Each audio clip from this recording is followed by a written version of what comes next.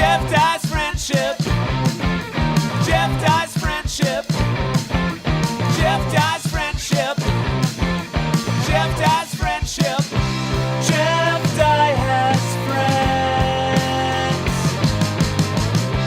No, really, Jeff has friends. Jeff's friends are on this podcast. Jeff Dye's friendship. Jeff Dye's friendship. Jeff Dye's friendship. Jeff Dye's friendship. Friendship. And welcome back to Jeff Dye's Friendship Podcast.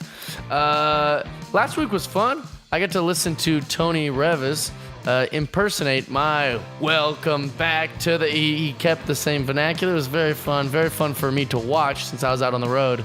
And I was like, let's see what this scoundrel's going to do. So it was made me very, very happy. This is episode 54. 54 weeks of bringing you a friendship podcast, because in my opinion, that's the secret to happiness, is friends. You marry your best friend, your dad can be your best friend, your mom can be your best friend, you can have a ton of friends. Friendship, that's the secret to happiness, if you ask Jeffy. And so I bring my friends on so you can get to know them.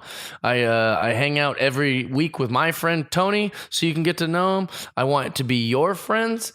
So that's why we're doing this. This week was episode 54. Big shout out to John Cena, who I was informed by Tony used to wear a number 54 jersey when he was doing his whole rap gimmick. So, what up, John Cena? I met him once and he was kind of weird to me. I went up to him and said, "Hey, man, I'm a huge fan." And he looked at my hand for about 4 seconds before he shook it. I was like, what's with the hesitation? You could kill me. You're a giant. But anyways, shout out to John Cena. This week, we welcome in BT Kingsley, one of the most clever, sincere, endearing, likable dudes that you'll ever meet in your life. I've gotten to work with him a bunch of times. He's a stand-up comedian. He's obsessed with Marvel. We get into that on the podcast. He is so easy to talk to that this is one of our longer episodes because he's just so easy to talk to. And you know someone's easy to talk to when you can talk about hard-hitting subjects, and it's just easy. And we cover a bevy of things, whether it's Thor, all the way to white privilege, to politics, to Trump. We talk about everything on this one. And so I think you'll enjoy. You get to hear some of my opinions on a little bit of a deeper level, and also get to know BT Kingsley. I know you're going to love him because I love him. If you are listening to this podcast on iTunes, thank you very much. Don't forget to subscribe and rate. We would really appreciate that. That goes a long ways. And if you're watching the podcast on Patreon, thank you very much. We love you guys. If you'd like to watch this on Patreon, go to patreon.com/Jeff Dye. $10 a month gets you unlimited content of this podcast that you can watch. Also gets you free tickets to my comedy shows, which this weekend I will be in the House of Comedy in Minneapolis, and so you can get free tickets to that if you subscribe. It's $10 a month. But even if you're listening for free or watching for $10 a month, we love you. Enjoy this episode. And we're in. Ladies and gentlemen, BT Kingsley in the house. Yeah, I'm out here. Happy to have you here, brother. I'm kind of disappointed. I wanted to hear the song as we went in, but that's not like a post-production. I'm like, man. No, we do the intros, outros. Obviously. You know? Obviously. And I don't even know how to find that jingle. It lives on Tony's laptop. Yeah, that's it. Yeah, I can play it. That's one thing that people comment on the most is like, they're like, that song gets stuck in my head. That's a good one. It's very 90s alternative. It's perfect. Yeah, it fits him pretty well. Yes, it's a Green Day B-side. There you go.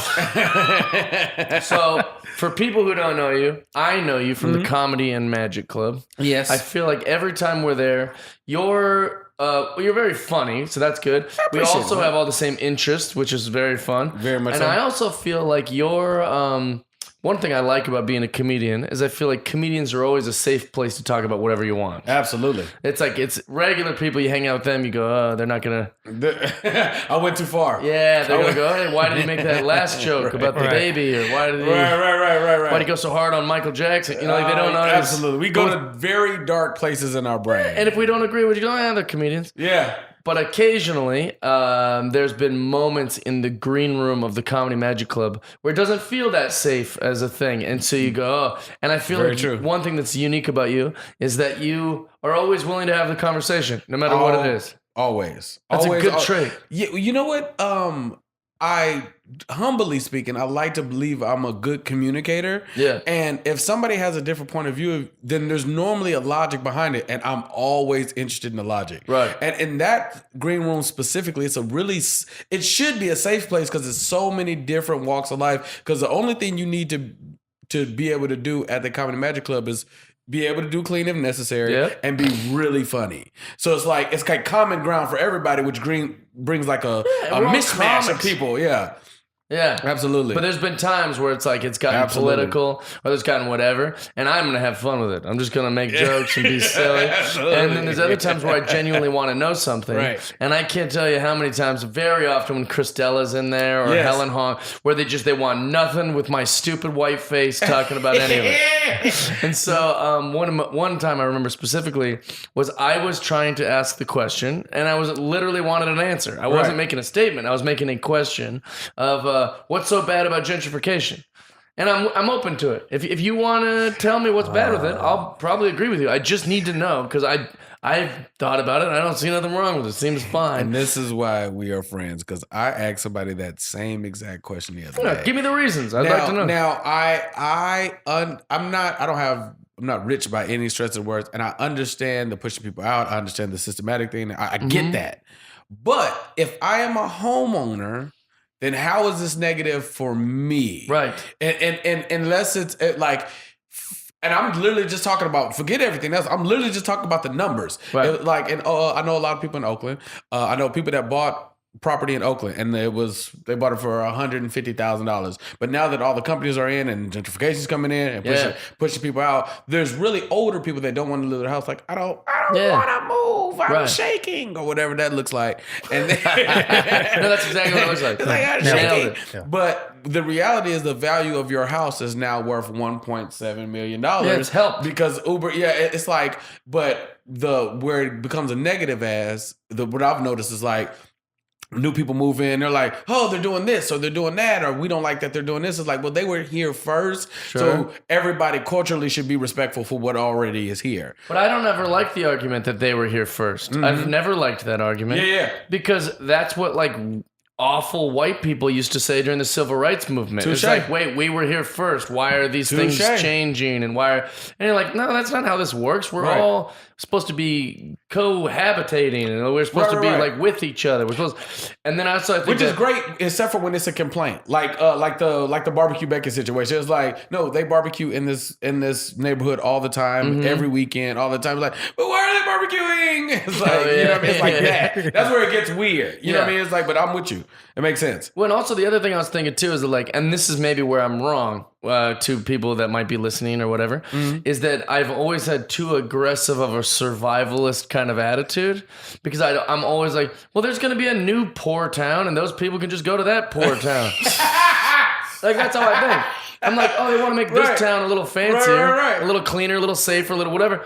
Sure, that sucks for the have-nots. Absolutely. But life kind of sucks for the have-nots. Life always does. Yeah. I was a have-not for most of my life, and I just remember thinking, hey, this is what it's until I get there, and then it's gonna be tough. So where I think I'll go. Why wouldn't they just move? Yeah, they'll go to a different town that's cheaper and stuff. Because they don't have anything. They're poor. Right, but they're gonna be poor there too. Can't they be? Just move, push your little cart down a little bit. I guess what I'm suggesting is, it's not like we're keeping them like, oh, this is good. We've kept this town crummier so that they can live in this crummy circumstance for as they've been living in the crummy. Does that make sense? No, it makes perfect sense. Like, and here's the other thing. Like, and I'm open to the idea that I might be wrong about this. I don't want people to lose their minds. No, right. I mean, we welcome your feedback. We're all trying to figure it out. Yeah. Like, one of the things that I noticed was like, for me, it's like I don't put myself above anybody. So when something seems like basic logic to me, I can't understand why somebody can't get that. I'm like, no, but why don't they just not do it like that? Like,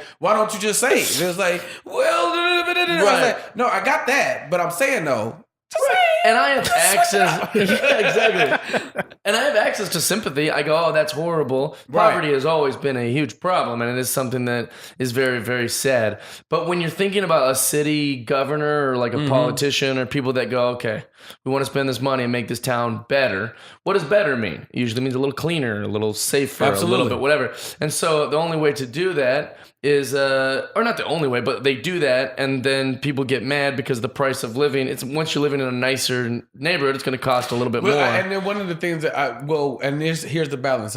It's like, why didn't y'all do it beforehand? Yeah. Like why didn't you guys fix it when it was all whatever, when it was all Latino, all black, or all white, or whatever it is? It's like, why didn't you guys fix it then? Because if y'all would have fixed it then these schools would have been better then. It's like, now you're ready to put money in and you push everybody out. And what's crazy to me is why on our ballot this year in California, this last year was like rent control, and people voted it down. And you'd think that would be like in New York, I lived in a building and I was on the 10th floor with people who were in their 90s, who've probably been living there since the Great Depression and paid $5 a month because there's rent control. So they don't have to raise the price. Good or bad rent control? I think that's fine. Right. So, but what I don't get is why when this happens, like if they're going to make the neighborhoods better and that goes, the cost of living's up, but if I've already been there for 2 years, my rent won't go up. Then there's nothing to complain about. But or like the low income thing, like, because I've been saying like the low income housing is like, if you make over 55, you can't get in this space. It's like, but if you made 53, then you'd be fine. It was like, you think that's making a difference? It's like, it's like the small window of like where you're not struggling anymore. I was like, you don't know my life. You don't know. Right. I got rims to buy. Exactly. But that was an interesting thing too. So some people need that candy paint. I need that candy paint. I had this conversation with a girl about like teacher salaries. They'll say, oh, well, the teachers deserve more. And that sentence is hard to disagree with, because you're like, I don't want to be the guy that says teachers don't deserve more, because teachers are fantastic and they do a really great thing. And they're huge in the growing up of life for every human in America, at least. However, what is enough? If these teachers made 40 grand more a year each, they'd probably find a way to spend that and then go, gosh, I need a little bit more because everybody, you know what's because I make more money and I still find a way to spend it. You give yourself a raise. You know what I need? Another car. Even think about celebrities. Like think about I just watched a documentary about Run DMC. I knew nothing about him and I was really, really fascinated by him. But those guys who went from nothing, right? And then they felt the means to have to go like sell drugs or like do whatever they could do to get money. But then when they blew up in the music industry, instead of I don't know instead of what, but when they made all that money, they brought on tons of people. Now they're just taking care of like 40 people. Absolutely. And so now this one guy is financially responsible for 40 people. So even though he's making, let's say he's making, I'm going to make up these numbers, but let's say he's making 15 million a year. He's found a way to responsibly spend that 15 million. He's back at the 1,000 he had every week. Tough to sustain. Tough to sustain. Yeah. So it's kind of like, I always think like, well, enough is such a stupid thing. Yeah, there's debate. I think like and I was randomly watching like all the Democratic like nominee things the other day, and one of the things they say is like teachers are like the best investment. It's like because of how much money, because of what they put into the community. It's like because they take care of the kids and because they help them advance level, yada yada yada. Then they should make more money. But it's like you said, what is exactly what's more? Enough? And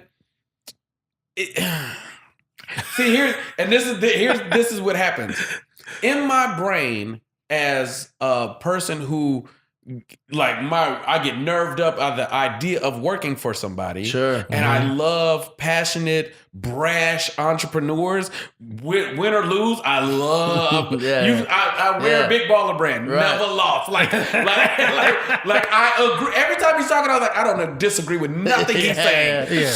So that energy, I'm always self-made. I love that logic of betting on yourself. Right. So because of that, when I see you should do more for me, and you should do something for me. Like, every time it's like, you should do something for you. Yeah. And so it's like, if you were a teacher and you scale down a little bit and you have multiple streams of income like most people that are financially secure have. If you had some more hustles, hey, Right. I know you take care of these kids, but what are you doing? Right, oh yeah, the teacher will say, "Oh, I need this much money." And you're like, "Why?" Because I had 7 kids. And you're like, "Well, you had 7 kids." I had a good time having it. You was out there living it up. When also like making or like questioning a teacher is also lives in that area of like questioning like a mom, because like there's got to be mathematically some horrible moms. Absolutely. But none of them believe they're horrible, and none of them could never say that to. So I've got to imagine there's probably some horrible teachers. I knew a bunch in my school. I've had a bunch. And so if you just raise them all, let's just raise all the teachers. I'm thinking, I don't want to say their names. I was about to start saying their names.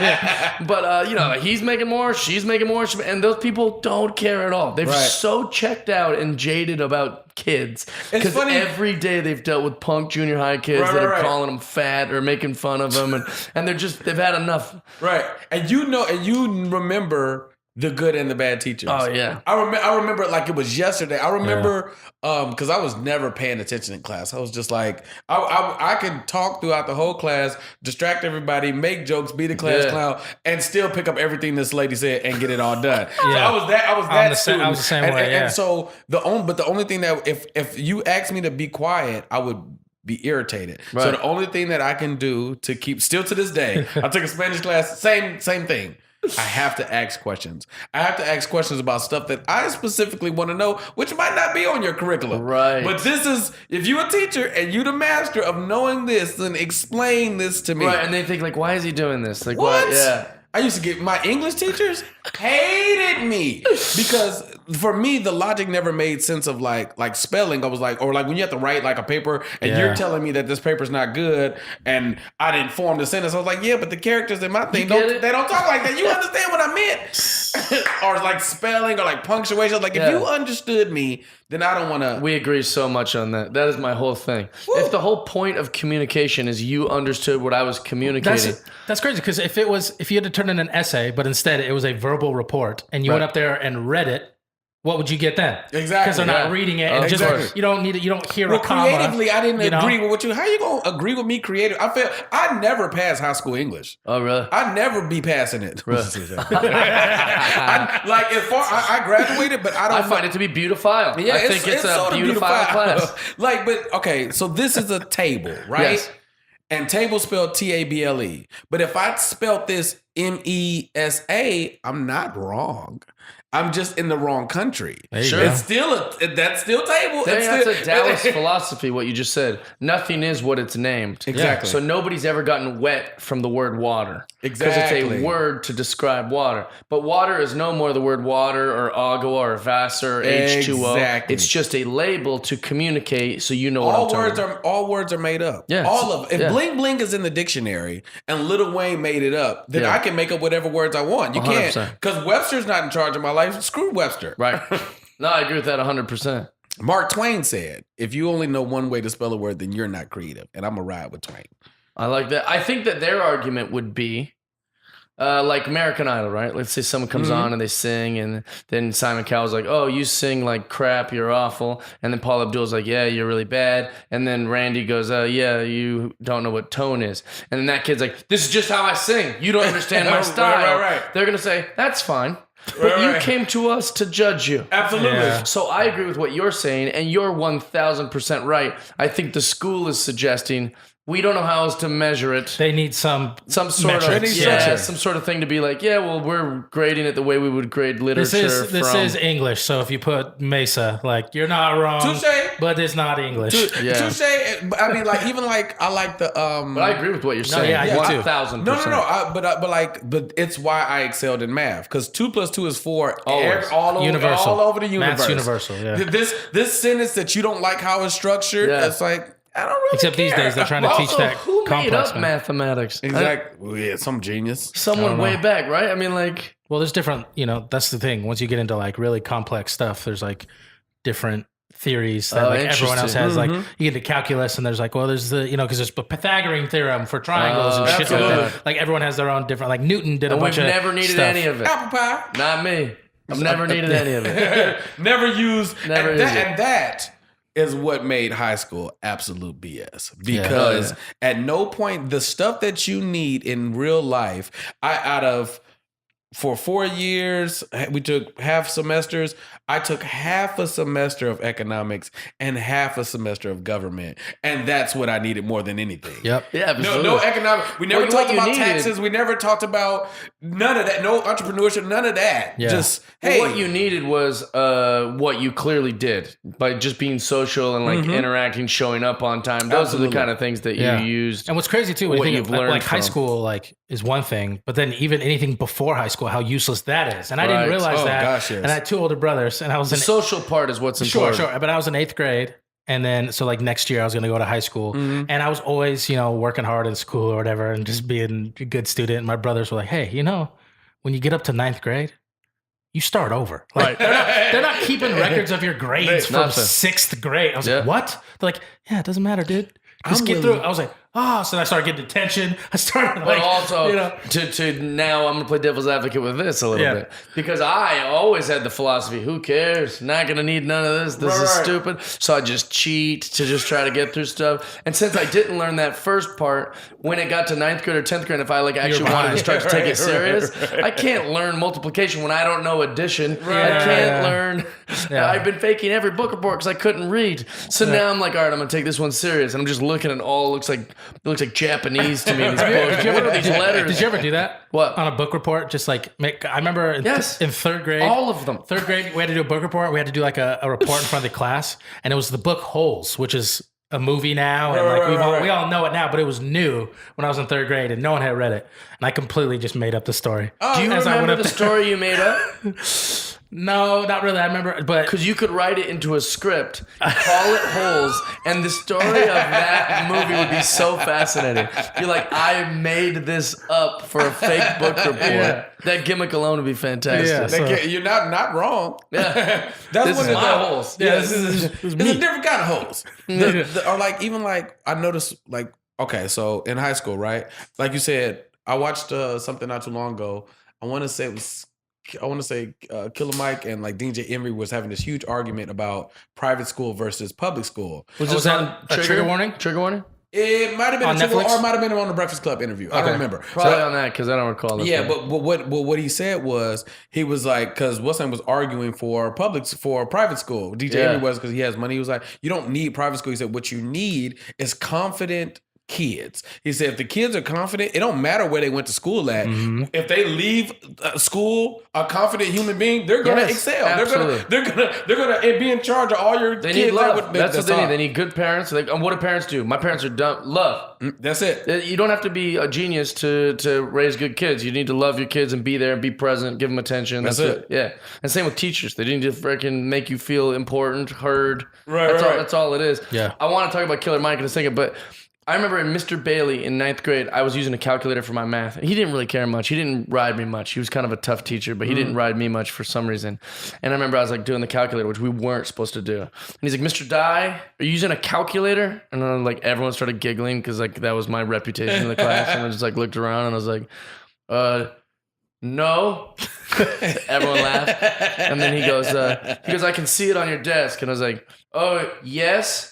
And then he goes, what are you going to do in the future, Mr. Dye? You're just going to carry a calculator with you at all times? And I remember being like, no. And then I like put it away or whatever, right? I was right. yeah, we have a calculator with I us. didn't all know the time. that. I will Right. always have a calculator Absolutely. with me 24 You hours should a be day. like, no, I'm just spelling boobies. That'd have been on brand. It's 8008. Yeah. You know what? And it's weird because sometimes, like I was telling somebody the other day, like we was having an online conversation. I was like, you know what's crazy is like we're still in the beginning of the internet. Like it feels like it's been around forever. Yeah. But the reality is, it's like Sure. no.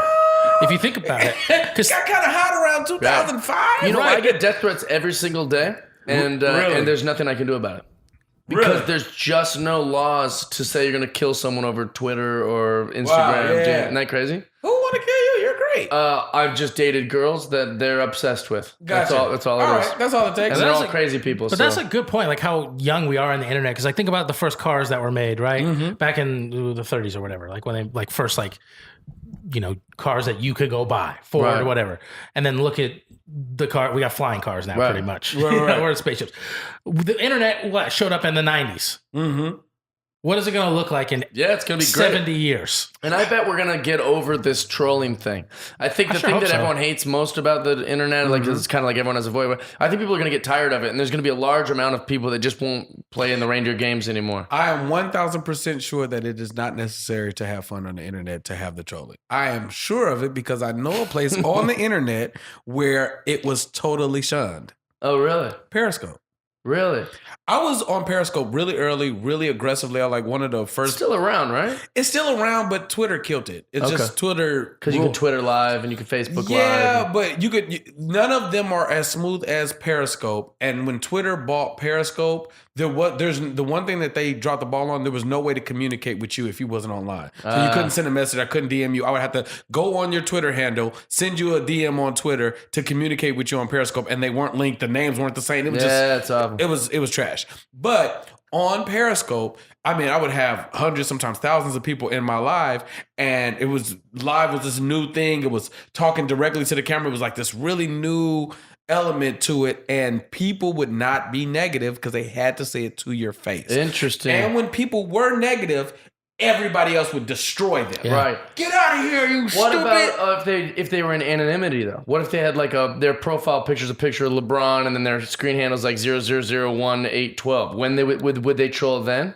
They would the people within the comments would report them. Okay, that's great. Every now and then, yeah, and it was totally fun, and everybody had a good time. And you got to know people, and it was I love that. It never had the energy. So now when I see it, I'm like, oh, this didn't exist in other spaces, and it was totally not necessary. Yeah, they should find a way to do it because I think I imagine from a business perspective, they think like, well, we just want as many people on there, even if it's like trolls. Just like we don't want to eliminate any kind of activity. Right. But like, yeah, you got to get rid of that bad activity because I mean, we're grown men. Then We're grown men. Yeah, it gets but tough. think about being fifth grade and dealing with that. Think about, I was a fragile kid at that age. I was very fragile, and I didn't have to deal with that kind of stuff. I would go to school just mortified, like, what's going to happen today? You know? As a kid, it's got to wear on you. As an adult, you can handle it a little differently. It bothers me sometimes when people talk shit, and I'm a grown man. Right. Yeah. Like, let alone if I was a fragile kid. But then also, you're like, man, fuck them. Like you have that in you, right? But I don't think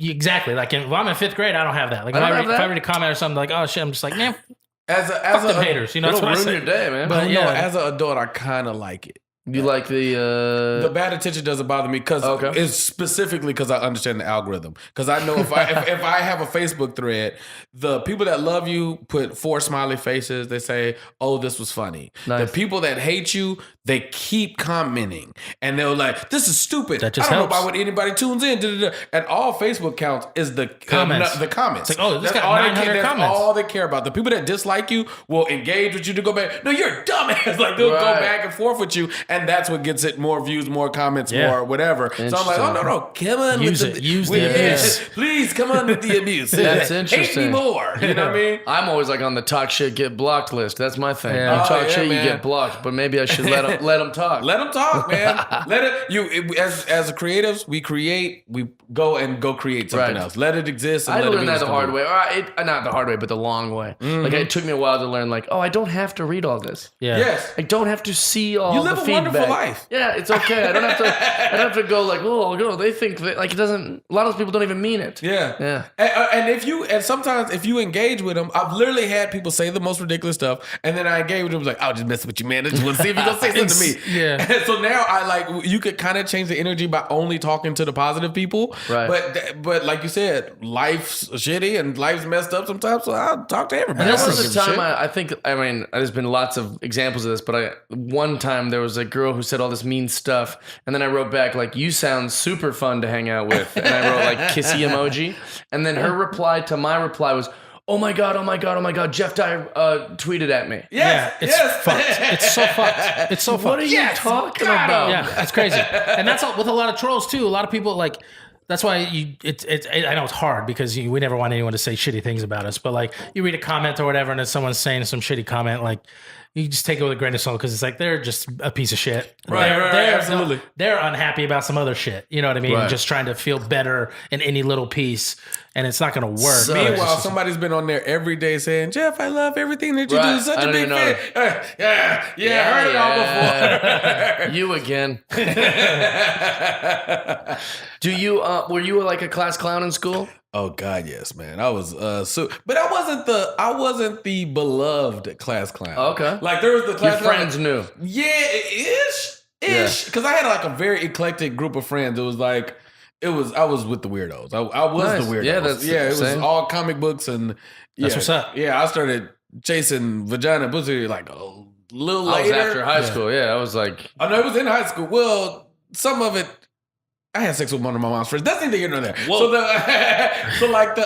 But what would happen was I noticed that like around sophomore year, I just decided that it was entertainment. And I didn't know at what phase it would be. So I stopped trying to make students laugh. I was like, let me just go harass the teachers. I love it. And like if it's 9 a year, 18, out of 18 credits, I think I got 3.5. Oh, nice. I literally didn't do work. Yeah, I would that's literally me. just go to class and like, let me see if I get this old lady off task. Let me see if Yeah. I can make her laugh, then I've done something. I did and I the was same. like, you know what I mean? It was like I was the weird kid though. It wasn't like, we love this guy, he's funny, and they go BT. It was like that. Because I was the only child, so I was entertaining myself. I love that. But I'm guaranteed I'm funnier than that guy now. Yeah, fuck Oh, that yeah. guy. Killing you, Cameron. I'm killing you. If you ever hear this, I'm killing you. You weren't funniest, but I'm killing you right now. Well, that's funny. You know, like when you hear like the story about like how like a young. Oh my god, that's crazy. The guy who won class clown my senior year, fuck that guy. Yeah. He's not funny. Really? It Not made me funny? so mad. Like, not that I was class clown, but like he's like, oh, class clown. And he's just like, I don't know. But I mean, Guess who our class clown was? Rightfully so. Yeah, but it was great champ because is here. yeah, it felt so good. I feel like I watched a documentary today about Ted Williams, and they talked about how he was just obsessed with like hitting, and he wouldn't try to have sex, and he wouldn't do anything. He was just like obsessed with like hitting, and he like found like purpose in that. Like, oh, if I just get really good at this one thing, I feel like that's what I was when I started getting laughs like in school. I was like, this is working. Bad at sports, can't read, girls don't like me, I'm very awkward. Yeah. But I can do that. And so like I became like the master of that. I just never tried stopping. Never stopped. And like you know what else? Like I did the so I remember in that same time span, in that same frame, like I realized I don't have to, how do I phrase this? I don't have to I don't have to deal with their energy. Like I can because I was always there. Anybody, because the only child in me was trying to make me laugh. When you know how you see little kids when I'm now this is me 8, 9 years old, and you ask them, "What do you want to be when you grow up?" I want to be a fireman. I want to be a police officer. They would come to me and to mess with adults. They would be like, "Well, what do you want to be?" I want to be a woman beater. I had no idea what it meant, but the shock on adults' face Made you laugh. It was tickled the hell out of me. That's great. And you talking about 8, 9 years old. I had no idea what it meant, but I knew what I said, and it was like, fun. wait, what? Yeah. and I'd be the only person laughing. Oh, But I you know was what's having a good interesting time. about that is you think that you're doing that for you because you're the only child. No, you're doing it for that reaction. And that reaction is what makes you feel fantastic. Oh, and yes. that is what you're doing with audiences. Absolutely. Like you're doing it for you because it's very fun and it feels good, but there's a second party. And that second party is that audience reacting. And Right, then absolutely. So they're getting something out of it, you're getting something out of it. The teacher probably didn't get much out of the woman Peter thing. No, but she didn't have as much fun, but I was having a blast. And somebody brought that to attention. My friend's mom brought it to me. You remember you used to say you want to be women? I've Oh, that's never. so funny. Have you ever told that story on stage or nothing? No, I haven't. Oh, because it's really funny. And also, I think it's a little endearing that you're like, I didn't know what it meant. I have no idea what I it definitely didn't want to beat up ladies, but I know that was the most horrific thing to that teacher's ears. Because and mind you, this was a career. Yeah. Because this was career day answer. So yeah. That's I want to funny. get paid to beat women. Fast forward to this podcast comes up 10 years from now, and it's like my face is yeah. he beat some chick. I think those times are over. I really do. I'm like, like, and maybe I'm just willing it to be over, but like Right. I'm trying to just think that this PC stuff, because we used to complain about it like 15 years ago about Right. PC culture, but now the people that were complaining about PC culture are the ones who are trying to enforce PC. It's the pendulum shifted like the whole other direction. Absolutely. It used to be like religious and conservative people were like, that's inappropriate. You can't talk like that. And now, because young people and cultures and diversity and things are happening, Right. now it's the old conservative and Republican and religious kind of people that like, we should be able to say what we want. It's insane. Yeah. Why do I have to use the correct nomenclatures for races and sexualities? We should be able to say whatever we want. These PC kids. And you're like, you were the PC cops. Yeah. Right. And And now- you just want to do whatever everybody else can't do. You're using it as an excuse to be misogynistic, transphobic, racist. It's really unfair. And then now it's the kids that are coming up, even like younger than us, who are like taking it like too far. Where like they don't even, I'm like, shut up. Like when I saw that, we talked about it like weeks and weeks ago on the podcast when I saw this video about kids reacting to Seinfeld, episodes of Seinfeld they'd never seen, but they're like 14. and they thought it was super they're like, insensitive. I can't believe they said the word Nazi because it's like the Snoop Nazi. Yeah. Like, what the fuck? Yeah. You know, or like, Right. And then the episode where like Jerry and George, like the lady thinks they're gay. Yeah. You know, and then he's like, and they're like, not that anything's wrong with that. Triggered Like, kids. and Yeah. he's like, they're like, that's the joke. You know what I mean? Like, and they're like, I can't, that would never fly today. Like, Nuance, fuck you, kid. yeah. It's You've like lost all your humor if you don't. Yeah. we have totally like just abandoned nuance, and that's why like what we was talking about at the very top is like I'm always willing to communicate because I feel like that's where the understanding is. It's like with anybody, I'm like, yes, I'm here to listen because I live a pretty fantastic life. Yeah. I know whatever you say, happy. I'm not carrying this weight with me. It's not a burden on my shoulder. Just you said what you said. Hey, man. And you don't have to let it affect you. And Don't have to I let it agree with affect that you. 1,000%. And a big thing that people don't realize in today's world, which I think would go a long way if we remember this, whenever there's any conflict or whatever, something between you have your side of the story, your idea of what's going on, I have mine. The truth's probably somewhere in the middle. You know what I mean? Absolutely. So it's like having that attitude, just being able to listen to people and Well, talk I to think people my philosophy to get too- there is important. And we don't, I feel Not like my we're losing that. philosophy, but my opinion is just because I'm not transgender doesn't mean I don't want to know about it. I want to understand it and I want to learn it. But if I'm not allowed to talk about it, so like for example, when the Caitlyn Jenner thing happened, since I'm a silly guy and I like to goof around and make Exactly. jokes, I would be like, so wait, let me get this right. Caitlyn Jenner, and then all my friends like, Jeff, stop. And I'm like, no, I want to know. I haven't even said anything. Yeah, and they're like, stop, just drop it. And I was like, no, these discussions have to happen. In fact, think about like, how do you expect racists to not be racist anymore if they're not having conversations with people that can teach them how to not be racist? So Talk to them. it's perfect. You have to be able to have those conversations, even if they're going to say the stupidest, because that's the definition of ignorance. Even if they ask the dumbest shit you've ever heard in your life. Absolutely. Racist people are not evil. They're just stupid. They're Right. stupid, and they can be taught, and they can change. And so like I grew up in Texas, right? So you had it's back to the Comedy Magic like green room for safety, right? The conversations create the understanding that everybody then gets to go home with, right? So like in the middle, when Jay-Z does a 444 song and he says the line about real estate and Jews owning everything and it's like credit, that's how they did it, whatever. So I'm at the Comedy Magic Club. And I'm a huge Hov fan. I totally understood what he meant. It sounded like a compliment. I do not understand why this is anti-Semitic. I didn't get it. I did not get it. Sound like you're talking about facts. Yes, it sound like a dub to me. Yeah, good. Google brought the chorus in. And hit it. And it's like, so I'm, not only me, but people in my circle, people around me are just like, yeah, I don't know. Why would they say yada, yada, yada? And I'm a huge Jay-Z fan, was then, still to this day. Yeah. So I have a couple conversations, safe place, and somebody's like, Jewish dude I'm talking to, he's like, well, what happened is like the reasons for all the things that happened to us in the past, it was people blaming us for owning everything and saying that we used to control the numbers and yada, yada, yada. And it's not okay because that's what happened. That's why we were treated messed up. And I was like, oh shit, I get it. I say, it's kind of like, it's like if you say all black men have big meat, right? I don't know if we can cuss or not. Yeah. Yeah, Jiggle legs. He thinks dingling's a curse word. Because I heard you drop 3 and I was holding them in. I was like, fuck say whatever you want. All right, so Fucking fuck balls. Yeah. so like There's only one word I can't say on the pod. so that's hilarious. So, not today. Never. You know what? I actually say the word. I say the N word as often as I want. To be honest, if I'm going to be candid, because I want to say it 0. That's how often I say it. I say it as many times as I want, And it feels great every and time. it's 0. I don't ever want to say it. Yeah.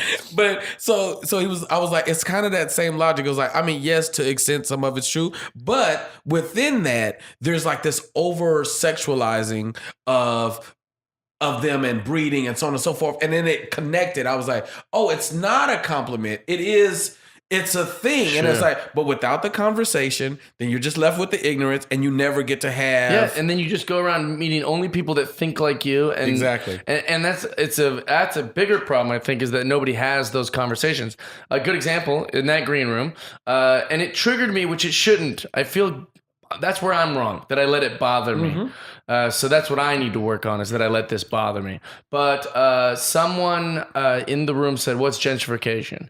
And Helen Hong described gentrification to that comedian as when white people move into a city and make it more expensive for people who don't have as much money to move in and live there or continue to live there.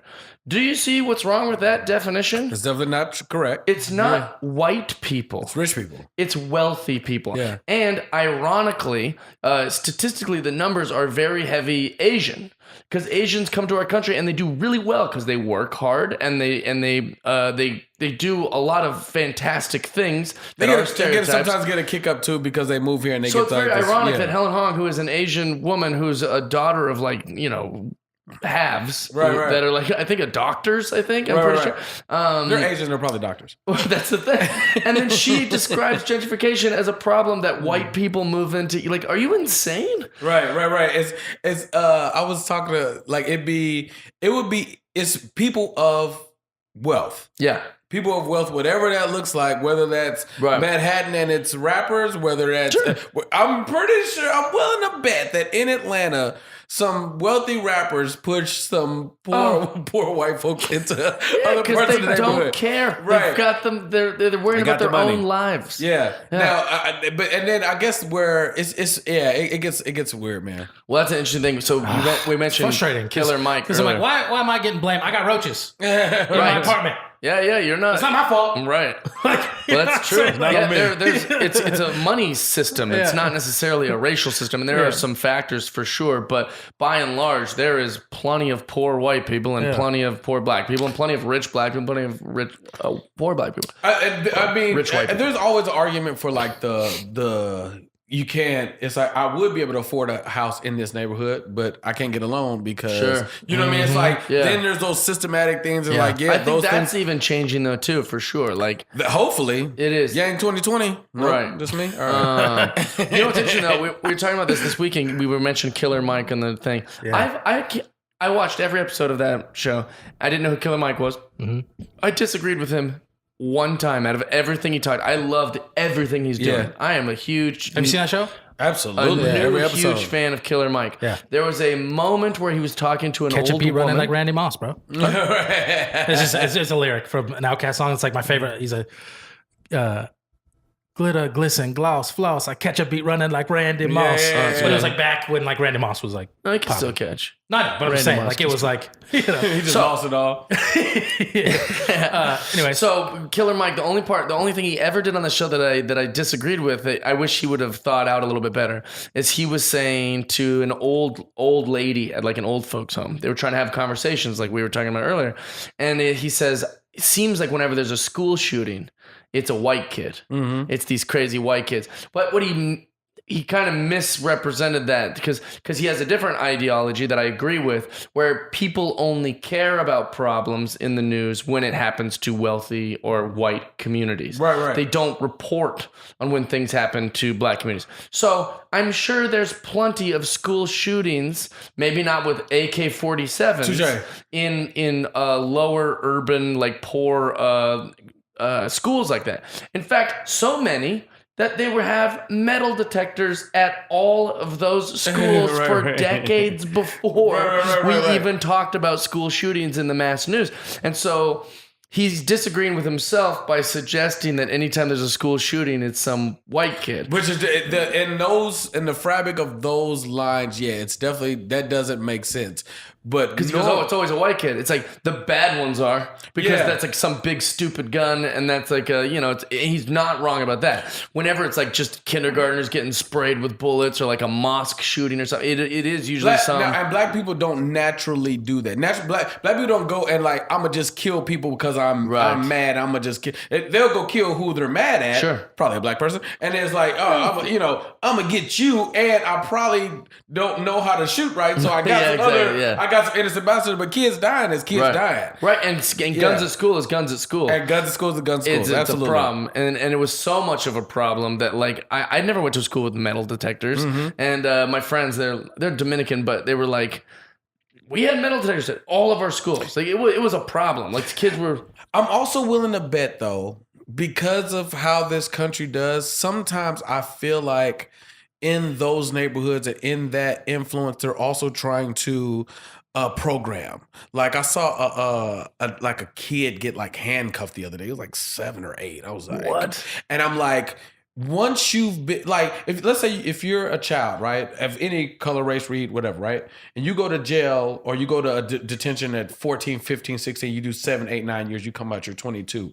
You are now programmed for prison. It's like, it's going to be, yes, you can climb out of it. Yes, you can figure it out. Yes, we all got to pick ourselves by our bootstraps. But you are at a disadvantage where mentally, you now think that this is the norm. It's so sad. So I believe that the metal detectors, food deserts, whatever, however you want to, all the different tropes that go into that messed up space, I believe that sometimes it's a systematic thing. It's like, you know what I mean? So but within that, yeah, sure, I'm pretty sure that there was some, and some stabbings. Yeah, well, because of the way the thing is like there and probably a bow and arrow.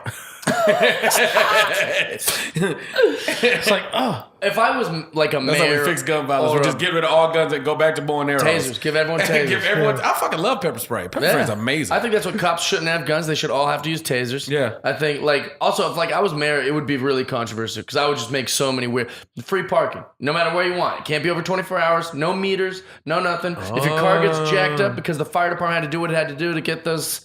You saw that's the on hose. you. Yeah. Don't try to sue the state. You parked in front of. You took a shot and you There it missed is. on that day. But I would just do a lot of things like that. But one of my big ones would be, we do not make prisoners work. They can sit in their cell and sleep.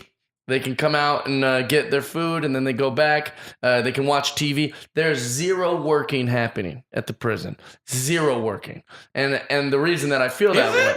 No, I'm saying that's what I would do. Okay. Oh, gotcha. Keep going. If I was mayor. Yes. Or president or king or whatever the heck he gets to depict Let's go these king. President things. Empire, President King, man. President King. King. But that's the thing is, I would say Bizarre. no. There's zero way that we're going to have a motive to let the government profit off of prisoners. God, yes. Or private institutions profit. It's not off. fair. Absolutely. So they don't do anything. In fact, prison is horrible because you don't get to do nothing. You just sit there and you just go, gosh, I wish. And then that leaves less motive for us to like do stupid petty crimes, put people behind bars for having like weed in states where it's Absolutely. like, but that would be like the big one. And I think that's because of, I saw a documentary about how like it's just modern slavery. That's all it is. Absolutely. Yeah. Absolutely. I mean, you get out, you don't have your vote. Absolutely. Can't vote no more. Can't vote no more. Yeah, and everybody, and also people like me who maybe didn't do any homework about it originally would just be like, I think it's good. Criminals should have to work. Why? Because that sounds good. It's like the mom and the teacher thing. When you think, oh, bad guys in prison have to work? Good. Absolutely. Put them to work. But you don't realize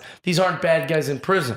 Most of them are drug addicts. You don't put drug addicts in jail. You put them in hospitals. You don't put drug dealers in jail. You let them be entrepreneurs. Yeah. But most of the money made in this country is made on drug dealing. Whether it was bootlegging back in the day or it's like everybody is a drug dealer. It's like you find a balance. Put them in pharmacy school. Yeah.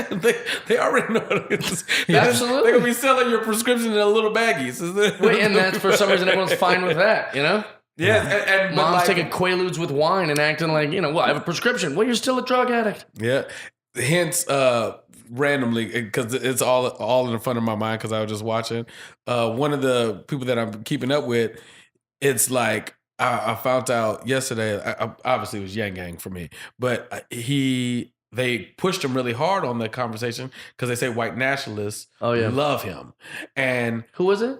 Andrew Yang. It's the Andrew Yang he's the Asian guy that's running, but out of all the candidates, and and I'm an independent, but out of all the candidates in the Democratic space, he's by far my favorite. That's a famous move, though, that's been very popular in the last 10 years. Is anytime someone is remotely conservative, religious, or Republican, you just slap racist on it. Call them racist. And now who would want to side with anyone that's got that label on? Right. And he denounced it, but what it is like, everybody's been Trump this, Trump that, attacking him. And he's like, listen, that's not helping us. Let's just figure out what the problems were and let's see why these people voted the way that they voted. Sure. And he's been speaking directly to those people again. He's like, yo, listen, in middle America, there's a lot of opioid overdoses, there's a lot of people committing suicide. And this is because, he said, now they're skewing it the wrong way because they're saying they think that immigrants are taking their jobs when in reality, technology is taking their jobs. And that's what he's kind of been on. So now it's like white nationalists are like, yeah. We agree with this guy. But like you said, with the opioid things, it's just like, no, listen, this isn't okay. Sure. These people, we did this wrong the first time in the crack epidemic. We threw all them in jail. Right. This time, we shouldn't put them in jail. Let's decriminalize it so we can get these people help. Yeah. White, whatever they are, like, help. We also need to stop making prison seem like a cool thing. Like, if I was a parole officer, if I was like the one in charge of, like, the first thing I'd say is, if I let you leave today, if I just let you go out of here, and you're telling me that you have been you have been not programmed, but like you believe that you're okay to go back out into society. What I need you to tell me right now is that you're not going to wear the time you did in here like some badge of honor. I don't want you to be cooler to your friends because you were in prison. 9 years. Yeah, I don't want you to say this is supposed to be a humiliating, awful place. Yeah. And I want you to tell people and tell young people, tell people that you live with, tell your friends, tell your children that they don't want to be here. Yes, man. And like now we're back to where we were before. It's like, maybe because I've been free the whole time, I just don't. It's hard for me to perceive the life of getting out of prison and ever going back. It's impossible. But like I said, if at some point in time they make it harder because now you can't work. Yes, it's like it's like. It's kind of, but it always seemed to mess up for me, even in the environment I grew up in, which was, it was going down. It's like, I don't, selling drugs just don't make sense. I know, I heard the money I'm making, but if I'm being honest, I'm selling dick, and that's doing just fine. That's safer and more fun. I was like, I'm still getting you guys, we still all hustling. Come on, baby. They'll put you in jail for that too. And they will if they catch you. That's the problem. If they catch you. There's so many cities I've been to where it's hard for just a smart, sharp, well-dressed black guy to get a job. Absolutely. Let alone a guy who's like, kind of just getting the only sport coat he's got. Right. And, hey, by the way, I did some time. Like, forget it. Oh, yeah. Applebee's won't even hire that guy. So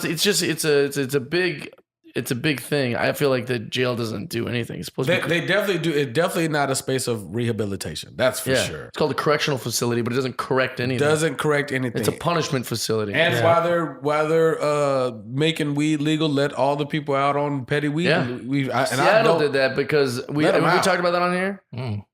So Seattle, the one thing I was very proud of is that they looked at the numbers. And the mayor or the governor, whoever, I don't know a lot about how that works, but he basically looked at all the numbers of possession incarcerations. Mm-hmm. And it was like 90, I'm making up numbers, but let's say it's 80% of the people that they locked up for possession of marijuana was African-American. And then they looked at the numbers of African-Americans in Seattle, and it's like 3%. So if they make up 3% of society, but Seattle. They put in 80% in, like, there's obviously a problem here. Like that is crazy. And so the guy, out of such humiliation of that statistic, and probably humiliation that someone's going to find out that statistic and publish it, he just said everyone's out. If you had a possessional weed, you're free. Go home. Yep, My you're done. bad. Yeah, shouldn't have done that. The cops are wrong. The system's wrong. We screwed that up. Right. Yeah, Absolutely. so that's like when I read that, I was like, this is beautiful. That's like one good thing. And that's where it's where the West Coast and the coastal cities are a little bit more ahead than the Middle America. Oh, yeah. It's like because if the country got along with that, then we'd all be better off. It'd be better for everybody. Yeah. It'd be better for everybody if you had productive people working, doing their best, and being productive citizens. It's just better for everybody. Absolutely. Yeah. Well, that's the one thing you were talking about, like they think they're taking their jobs. I've never thought about that till you said it, but like the idea is like, what jobs? Because you're right, it's the internet that's taking the jobs. Mm-hmm. Like before the internet, you had to go. You got a newspaper that came to your house. Mm-hmm. With the exception of food, everything, porn came to your house. It's a VHS. Absolutely. It's a magazine. You had. You had travel agents. You couldn't book your own flights. You had to call, say, hey, I'm going to fly to Right, Charlotte. There was like right. a whole job for that. Parts department. You need like a car part. You need a thing. You call a place and there's a guy sitting at a desk who's like, oh yeah, we have a carburetor for a blow. Literally every single job has been outsourced by the internet. Yes. So it's not Mexicans taking the jobs.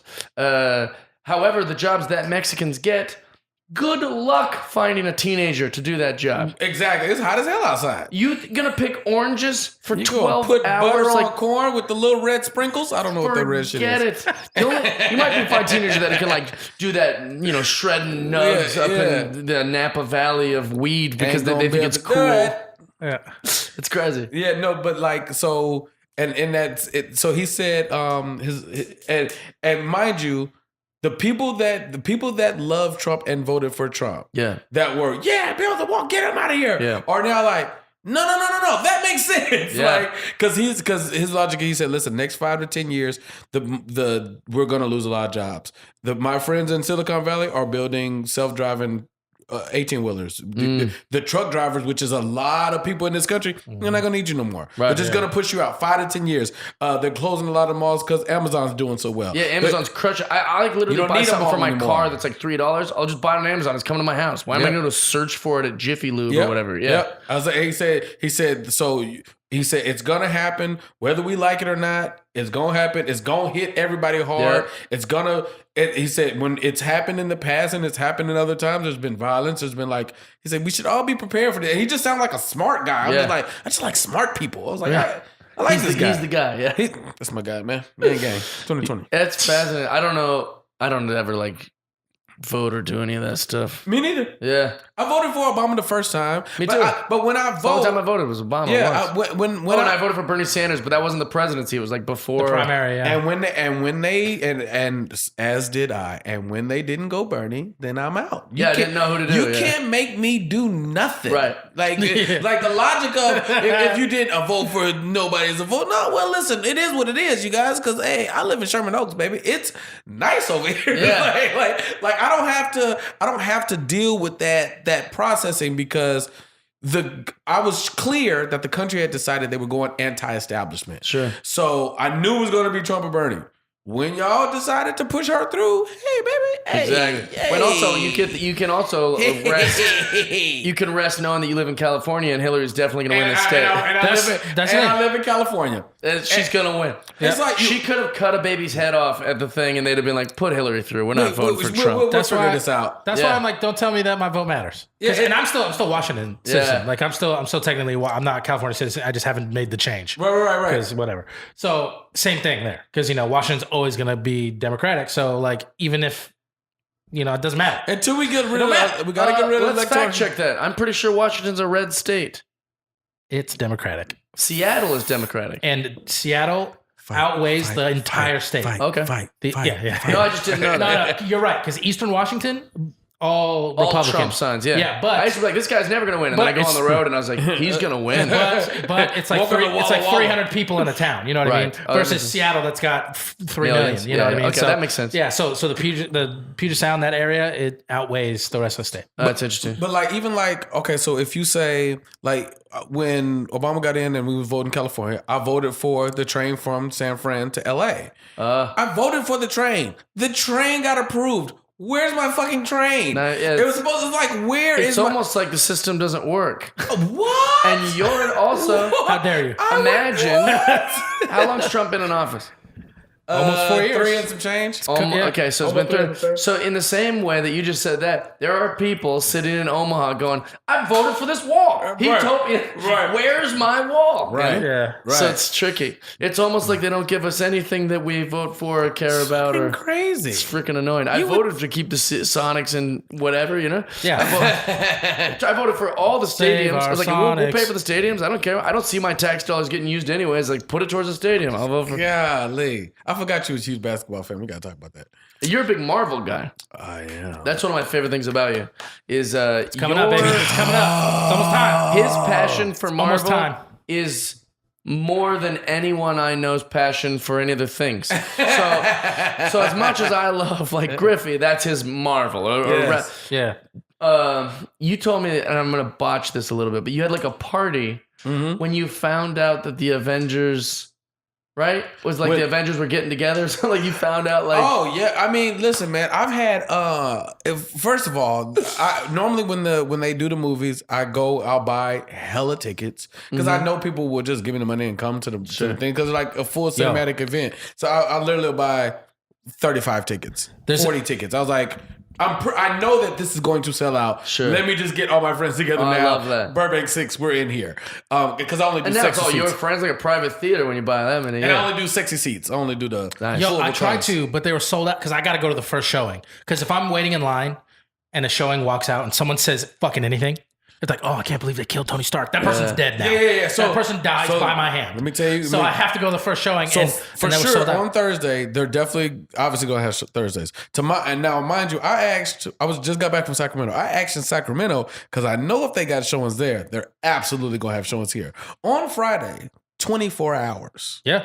In Sacramento, they're doing 24 hours of screenings for Endgame. So that means that they'll be there at 6 a.m. Yeah.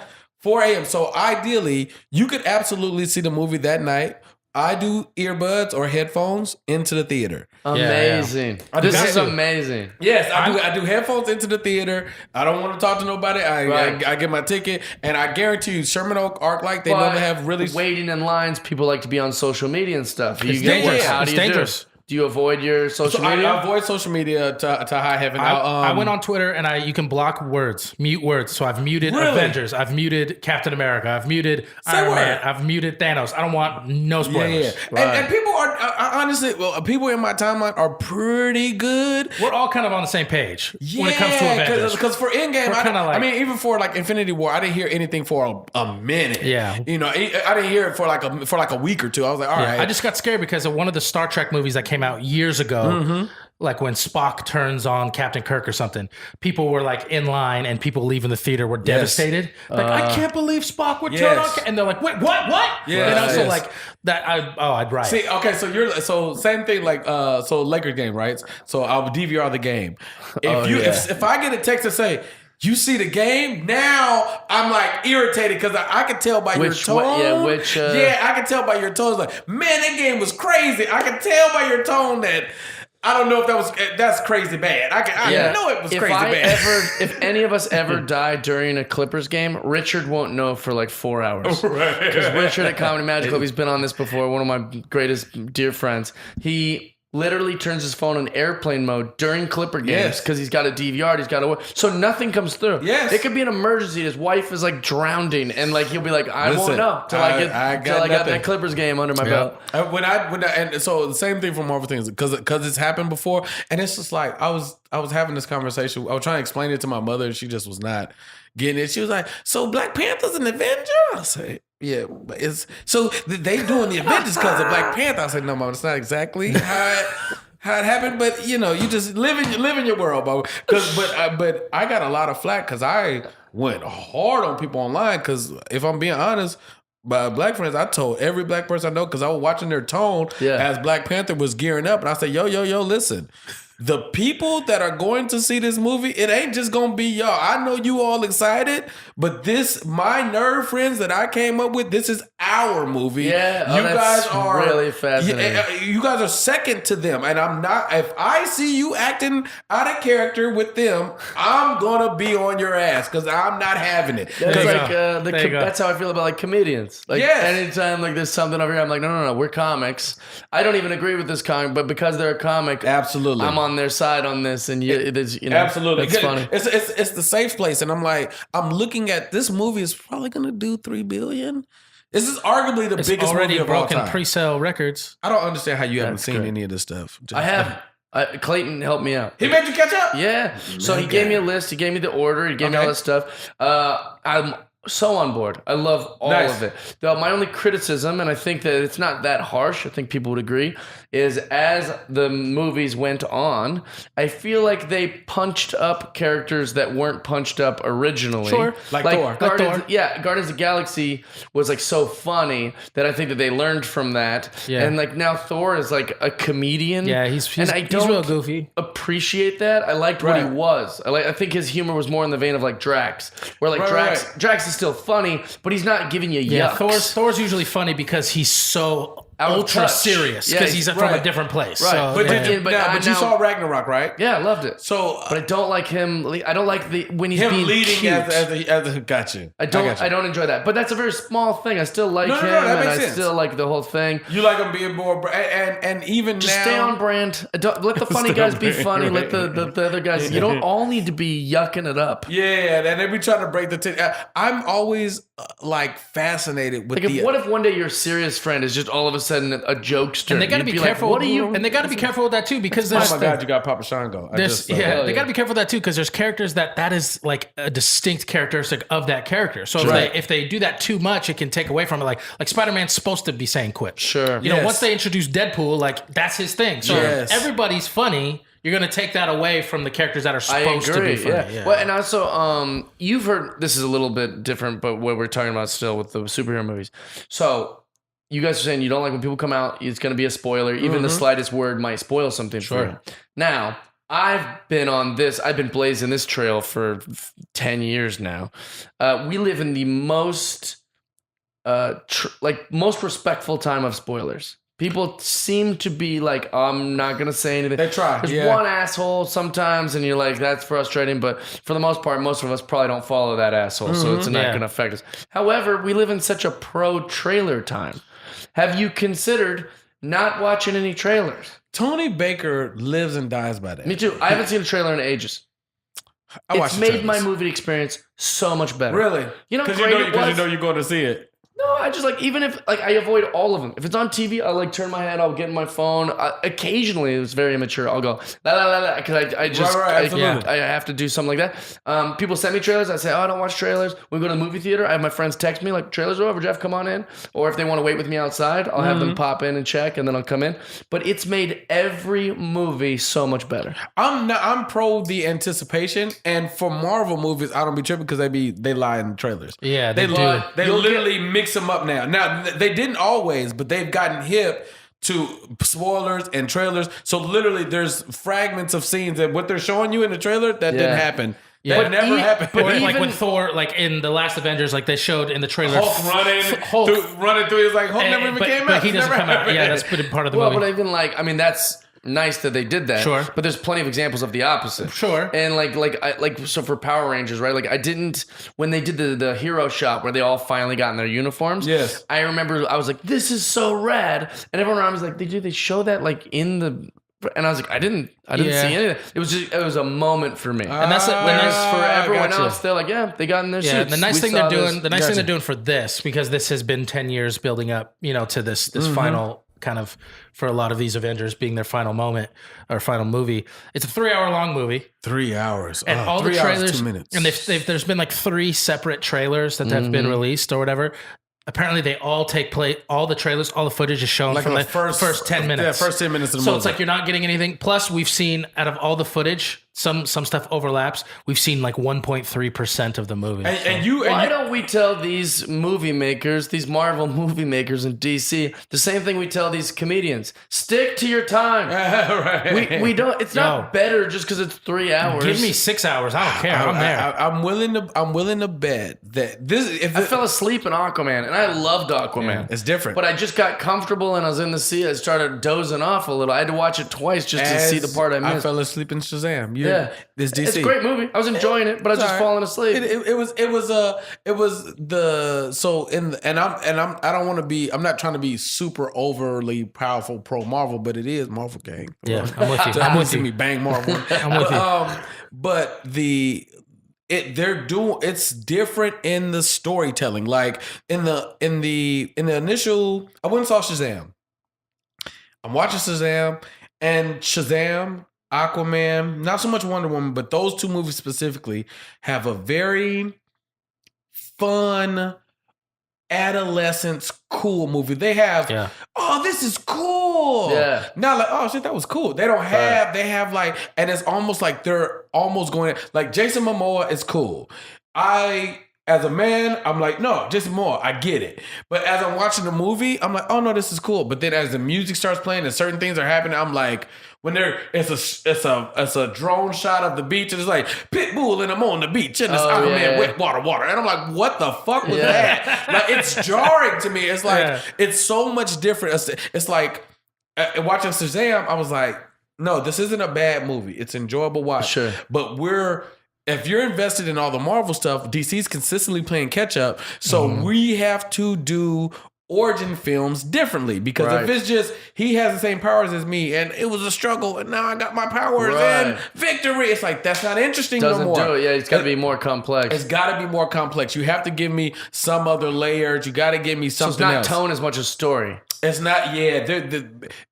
Technically the Marvel universe is just a TV show. It's just Game of Thrones in the movie theater. And that's the thing. It's like you can't make Endgame short.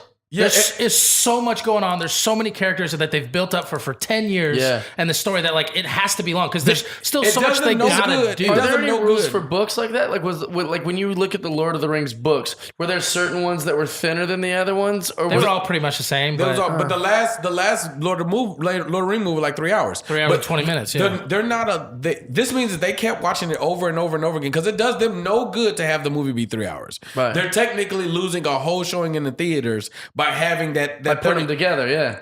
So it'd be better if it was 2.5. That means that they kept going through it like, we can't cut this out. Yeah. The director's cut was actually 2 minutes and 49. It was like 2 hours and 49 minutes. And it was like, no, it's we got to put that back in there. It's just that's like, hilarious. We have to put it back. Oh, I love that. So I am salivating. For Thursday, 6 p.m. Peep this. I'm at the Arlington Improv in Dallas. I have no idea. I guarantee I will see that movie Thursday night. I don't know how. I don't know where. I haven't bought no tickets. I'm willing to bet with blood on my hands, I will see that movie and Thursday check this nights. out. Apparently, which is insane to me. I had some coworkers tell me like, you know that there's people trying to sell opening night tickets for like 10 grand on eBay. I'm like, that makes zero sense to me. Because like people like in like New York City or something. Because everything's like sold out. So people are like trying to like see like the first showing. I'm like, what? Why don't you take a $200 trip to some podunk town an hour away? Exactly. There's got to be a showing there. Why would you spend 10 grand? Yeah, well, I imagine there's people selling it for that, but I don't know if there's any buyers. That's what I'm saying. There's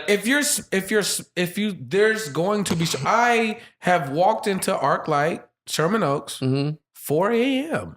I think I saw Star Wars Episode 7 at like 2:30. Yeah, it's like it's crazy. It was like the only time. I saw Dark Knight at 3 a.m. Yeah, oh my god, which is a dangerous movie to see. And it happened that night. We were in line and we were like, "What the fuck is happened?" So we were kind of all just like, but you still went in. But you still fucking went in. You know what I got in trouble for saying when that happened? The next day I was on a podcast with like Kyle Kinane, and he hasn't talked to me since. Really, he got all pissed off. But I was saying like, let's say you're one of the guys that was in that movie theater, right? It was opening night and this guy shoots it all up and people die and it's very sad. Let's say you survived it. There was 50, 60 survivors in that theater. You still haven't seen Batman. You went open. You're obviously a real fan. Yeah. What Hey. do you go the next peeking night? over the chair? Yeah, do you go the next night, like, and be like, I was here last night? Because I mean, they still didn't get to see it. Yeah. And that was obviously very important to them. They went like opening night, like this like, real special. Like, how long do you wait? Do you wait a week before you get back in there, like brave it? Like, and once you see it, how is it for you? Like, it's like all these bad memories. Like, no, Heath was amazing, but it's connected to so many bad memories. That's and the thing is, now you got to spend the worst night of your life, and the next leading week's probably the worst weeks of your life. Just also not seeing Batman, and the spoilers. Oh and my god, I love dark places of the comedy mind. yeah. I want to. I'm not going to. As a friend, I'm not going to leave you on this island. I'm going to tell you the most fucked up shit somebody told me. So, Vegas shooting. Listen, man. Hey, you guys, y'all here? Y'all listen to the goddamn podcast. Say don't be. Y'all want to be here for this part of our brain.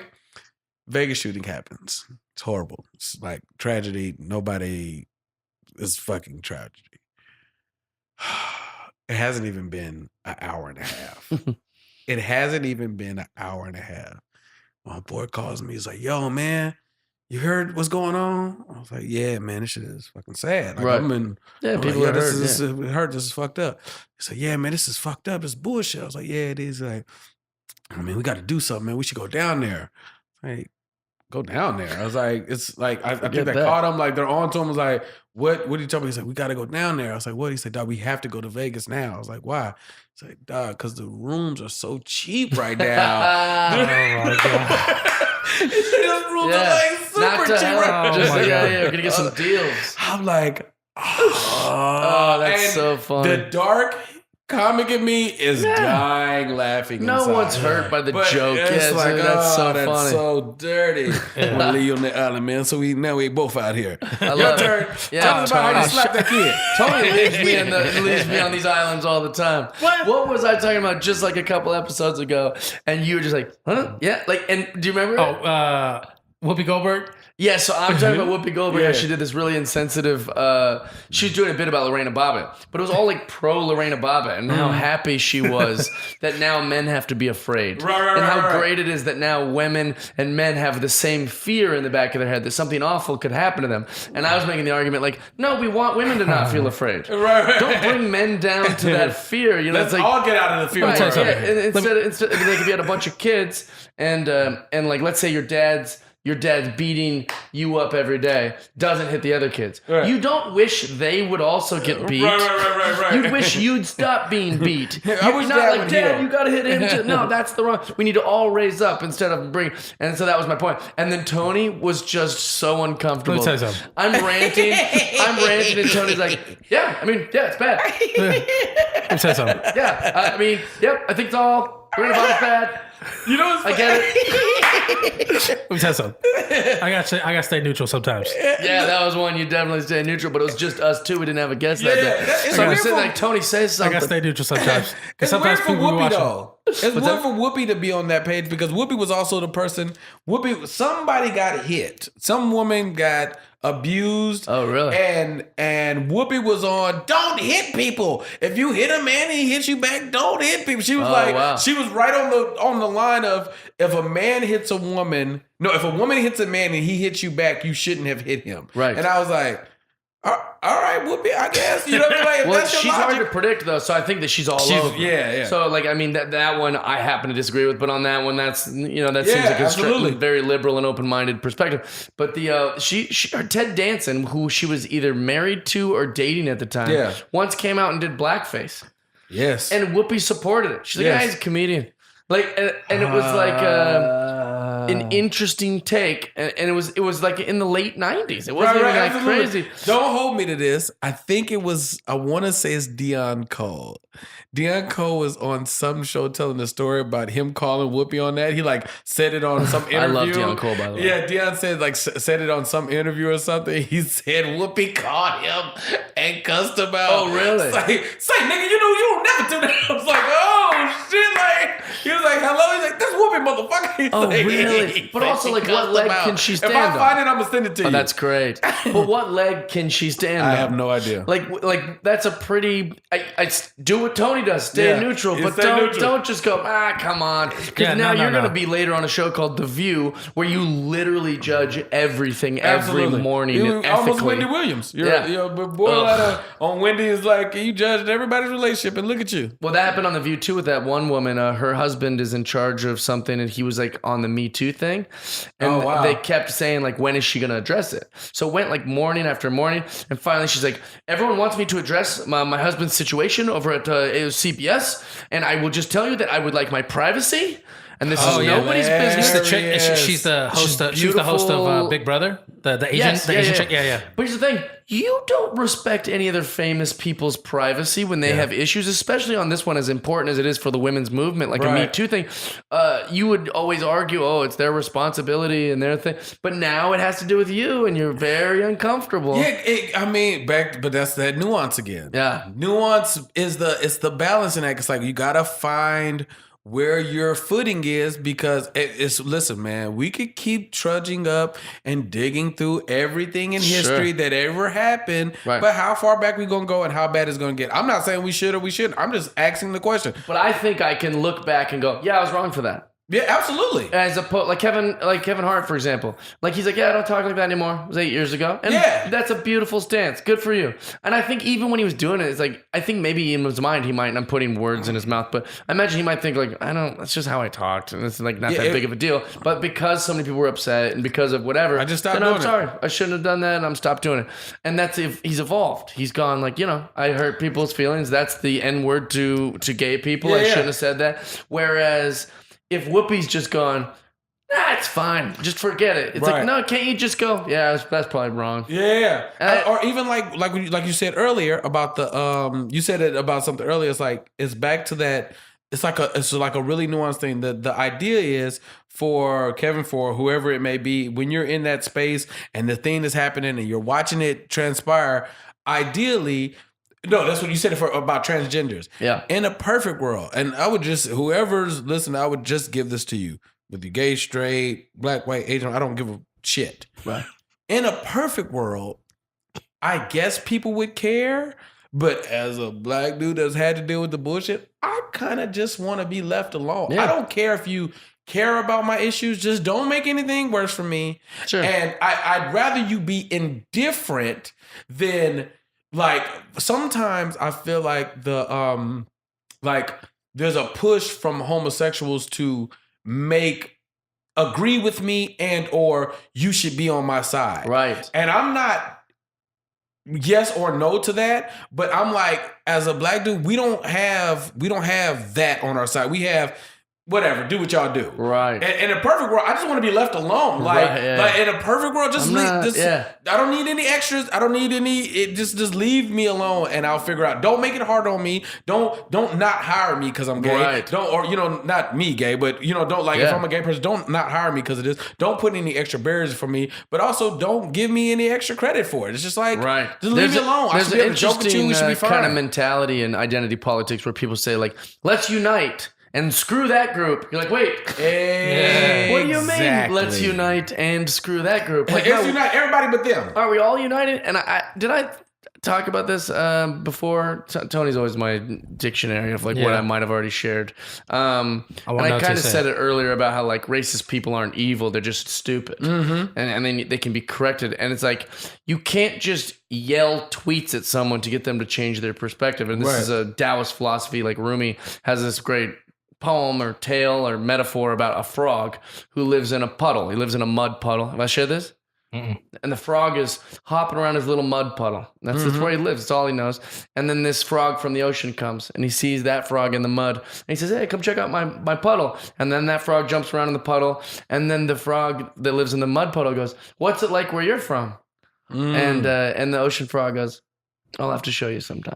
Because he's never going to be able to explain the vastness of the ocean to this crummy little mud frog. Absolutely. You have to see it. You have to experience. You have to like go meet gay people. You have to meet transgender people. Right. You need to go into communities that don't look like you. You need to meet people that don't look like you. You need to talk to these you have to experience a thing Absolutely. to have a heart for it or a soul for it. And so I think that all the time. Like, no matter how angry people that love Trump make me, I can go meet them and really understand them and go, okay, well, here's, you know, Absolutely. you got to Because experience here's the it. thing. Even racist people aren't as racist. You can never reach ultimate always a bluff. racism. It's always you're always 1 foot in, 1 foot out, especially if you like sports. Yep. Because you're not gonna get me to believe Right. that you live in the South and you like college football. And you don't want the black people. Exactly. I just don't believe you. I I agree. just don't believe you. Like, prove it. You deep South Atlanta that you didn't love Michael Vick when he was there. Like, Right. I don't believe you. You might love puppies, but you know, hey, 100%. He had the Georgia Dome jumping. had that Georgia Dome going crazy. I do think sports has saved or has helped the civil rights or like those kind of things big yeah. time. Absolutely. Because growing up, I had 30 heroes and every one of them were black. Right. And then I went to school and I fell in love with Martin Luther King and Right. Mother Teresa. And Right. and those were the noble people. Those were the most entertaining people. So for me, it's like, anytime I might say a stupid joke in passing or make like a goof, if someone goes, oh man, that was like racist, you're like, yeah, but you know my heart, man. Like, you know, like I was Yeah. being stupid. Yeah. Yeah. And that's not, you know. And there's got to be some kind of balance for like how far we're willing to go. Like for us, it's going to be different. We grew up in the generation of like sports and hip hop and all these things raised us. Whether you could be disassociated from it, but it still existed. Absolutely. And you're totally aware of its presence. You could only listen to rock and roll music and you know that Linkin Park did an album with Jay-Z. Right. Yeah. You're aware of it. Absolutely. Whether you listen to any of the songs, you know that it happened. Right. It's like, and because of that, our kids, and generations from now, it's just gonna be. I can't wait. And I It's think gonna that's be beautiful. fantastic. I also think this might be a white privilege thing, but when I listened, and I hate the sentence like I don't see race, because we all see race. Everyone sees Absolutely. race. But I do think, and this could be white privilege speaking, but when I was watching baseball, Mm-hmm. I never thought, oh, he's a black guy and he's my favorite. I've never thought that. Right. Or I never thought, oh, my favorite musician is a black guy. That never like crossed my mind Right, ever. right. And then like I got older and I started doing the numbers, like, oh, there was a lot of, you know, Right. but it's fascinating. And I think that's I don't remember who it was. A pal of mine once said like, oh, I think about it every day. I think about my race every single day. Really? And I don't think about my race ever. In fact, I don't think of anyone else's ever. I don't Right. give a fuck what I love the people I love and I love strangers and I treat all the people the same, but I don't really care. So when somebody like goes, oh, well, you know what my ancestors went through, I go, oh, I'm kind of under the impression that every race and creed has had the Irish, the Jews, Everybody. It was a lot of bad stuff in Yeah. history. It was all evil. All my ancestors were evil. They're all bad. They're all bad. I feel like I know. When it hits me, when it happens, I'm like, oh shit, look at the racism. Because okay, so in Texas, I could say like in Houston, Texas, it's really kind of clear. There's a line where there's a certain essence that black people don't really fuck with white people, and white people don't really fuck with black people. But everybody knows, and they intermingle just knowing. It's like They're no, coexisting. They yeah. coexist perfectly fine, knowing and understanding that that's what it is. When I moved to Northern California, it was like an underlining thing it was like a smile on the face, but I don't fuck with you. It was Interesting. really weird. Yeah, that is Because weird. mind you, I'm bubbly, I'm a comic, I'm working. It was like at a TGI Fridays, and I just would watch people do shit. Like I would walk into the kitchen, and everybody would like disperse. Right. I'm like, huh. And at first I'm like, maybe we're busy. No. Like, and then they would gather somewhere else to talk. And wherever I would go, they would get away from. I was like, oh wow. And maybe I'm tripping. And finally, if I'm being honest, sex, the connector factor, I end up knocking some chick down. And she tells me, yeah, they don't really know you. They didn't grow up. They grew up in like other parts. crazy. And I'm like, oh, I had never seen it in that thing, and then it was there. Then it was there again. Funny. It's like you're guilty of being too good of a person. Yeah, like You're like, hey, wake up. The I'm world's like, hey not. guys, let's have some fun. I was like, The only time I've ever felt it is one time I went to a black church in Georgia alone. I just went. It was like, it looked like a good church. I was doing the improv that weekend. I wanted to go to church. Also, I'm kind of a closeted religious person as far as like I'm afraid someone's going to judge me for it. So I just went alone. I wasn't going to invite like the staff of the improv that I was drinking with the night before to come to church. And I went in and it was a black church. And I got asked probably 15 times, do you know someone here? Or this old lady was like, what are you doing here, baby? And I was like, this is where I want to be. That's where I just wanted to come sing, and I wanted to hear a message, and I wanted to be in, around people that believe in God and believe in Jesus, And then that was like okay for them, but they were still like a little puzzled, like I was like sent from corporate or something, or like I was like a spy. And I was like, and that's the only time I've really thought in my entire life. That's the only time I've like been really aware of like, oh, I don't know that I'm welcome here. And as a church, it was interesting, and purely based on race. Now going back full circle to the other conversation, it's like it's a church. It's supposed to be a welcoming place. It's going to be what's name. And I don't know when this was, but it was either before or after the church shooting thing. So it's like, oh yeah. So it's like that fish out of water thing. It was like before, but still. You see what I'm saying? I think it's kind of I didn't condemn them at all in any way. Like I think that's fine. They're just In fact, in a lot of ways, I maybe misinterpreted it. Maybe they're just coming up and saying hi because that's what a community of people do. Well, no, black women are nosy. They just like, baby, what you doing here? Who you know here? Who you know, baby? All right. Dating one of these girls? Hey, what you doing? You okay? You want some fish? And so, macaroni interpretation is a big deal of it too. So I mean, maybe I was just I like doing that though. I moved around a lot when I was young, so I like being the random person in the mix of something that I may or may not supposed to be there according to what you guys believe. Desmond Tutu says when you look out on any group and if you see everyone looks similar, that's a group you probably don't want to be a part of. Yeah. And that's a fascinating thing because I'll look at my comedy audiences sometimes and be like, woof. Yeah. It is all white people of a certain age, I think I'm going to blame this on the city, but I'm hoping that's not a tell of what I'm telling or speaking. It's funny because I do best at half and half. If I'm in if I'm in a room and it's all urban, I'll be fine. I'll be fine in most rooms. Sure. But I'm going to excel if it's like a mix. Interesting. If there's a mix, of 20 to 45-year-olds that are up on pop culture, that know Power Rangers, that know Papa Shango, that know my references, then we're gonna be great. Oh yeah. We're gonna have the best time ever because honestly, what I've noticed is urban crowds don't laugh at silly shit as much unless white people are present. Really? Absolutely. There's a rhythm that you could be in for an urban comedy room where you don't really have to be saying anything. You could just be in a cadence that preserves to laughter. But just loud, bitch.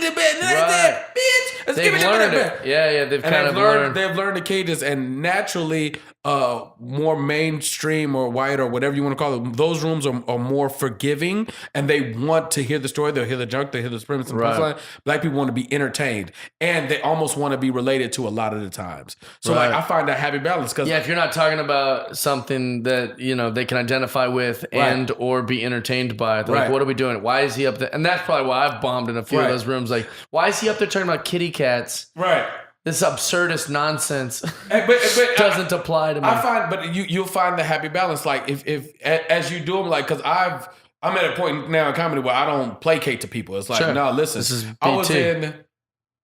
I'm not even gonna say no. Fuck it, I'll say it. I was in Memphis, and Memphis, for whatever reason, Memphis, Tennessee, does not fuck with me. Really? Now, mind you, I'm talking to the dude at the club. He's like, no, this club don't really fuck with anybody. Oh, okay. They fuck with, like, if you're famous, then they'll fuck with you. Or at least black famous, then they'll fuck with you. But it's this room, they just treat me like that. Make me laugh, bitch. Right. And I know, now mind you, I tour with Don DC Curry, who's in his 50s. He was one of the original hosts of Comic View. And he has this older black audience. It's like they got they suits on. It's like slacks with no drawers. They're in here. But my home club, arguably between the Comedy Union and Comedy Magic. So it's like, no, I feel totally comfortable. I love that. On the other side, I was like, no, like, you guys, I feel great over here as well. I do like it when it's just a club. Like, you just know it's a club, and they're like that. But I think that's probably going to change as we get more successful because then people will come for us, and then we'll be like, oh, I don't ever bump. Right. Because they're coming to see us. Yeah, just finding that happy balance, man. Thanks for being on here, man. We would love to have you again. I feel like I could talk to you. This forever. is easy breezy. Yeah. You got anything you want to plug? How do people find you, man? Follow me on everything, you guys. BT Kingsley. most importantly, YouTube and Facebook. I am pushing these two envelopes very hard. I am putting up 2 to 3 videos a day. Some of my sketches, some Call of Duty shit, some all of the above. We got a gamer. Okay. Yeah, we'll have you on. We'll Twitch with you and do all that stuff. Do you play? You're a gamer? I'm obsessed with video games, but I'm not very good at them. Tony is my resident gamer. That's kind of what brought us like in our closest friendship at the beginning was because of that. Nice. Yeah. It's a longer story. I'm also up for the PlayStation, man. PlayStation, everything is BT Kingsley. BT KINGSLEY. That's Facebook, Twitter, Instagram, MySpace, Black Planet, eHarmony, Christian Mingle, Plenty of Fish, JDate, FarmersOnly.com. Didn't think I knew about the JDate, but I do. The Spider-Verse movie, Spider-Man Into the Spider-Verse, has made me love the PlayStation 4 Spider game. It's amazing. Because that movie is so phenomenal. And that game is so phenomenal. It's so good. Well, you want to plug anything, T-Dog? Yeah, just, you can follow me on Twitter and Instagram at I am Tony Reavis, so you can hear about the stuff and then my gaming channel and the music I'm doing, all that stuff. You a gamer? Yeah. Oh, he's the main. That's his main butter. So this weekend I'm at the House of Comedy in Minneapolis. Is Minneapolis a state or Minnesota? It's in Minnesota. Minneapolis. Okay, so Minneapolis is the city. Yeah. Okay, Minneapolis House of Comedy. I'll be there. Also on Thursday, I'll be at the Minnesota Twins game. Look for me. I'm throwing out the first pitch. Nice. It's going to be very fun. I'm also doing a short performance after the game, and then all weekend I'll be at the House of Comedy in Minneapolis. Thanks for listening, guys. Friendship. How about that? Great episode, as I promised. We love you guys. Don't forget, if you're listening on iTunes, rate and review and subscribe, please. If you're watching on Patreon, I love you to death. If you're not watching on Patreon and you'd like to, it's $10 a month, unlimited free stand-up live comedy tickets to my shows, and you also get to watch this podcast, which we're making every week for you. We love you guys. Thanks for hanging out. Don't forget to follow BT, follow Tony, follow Jeffy.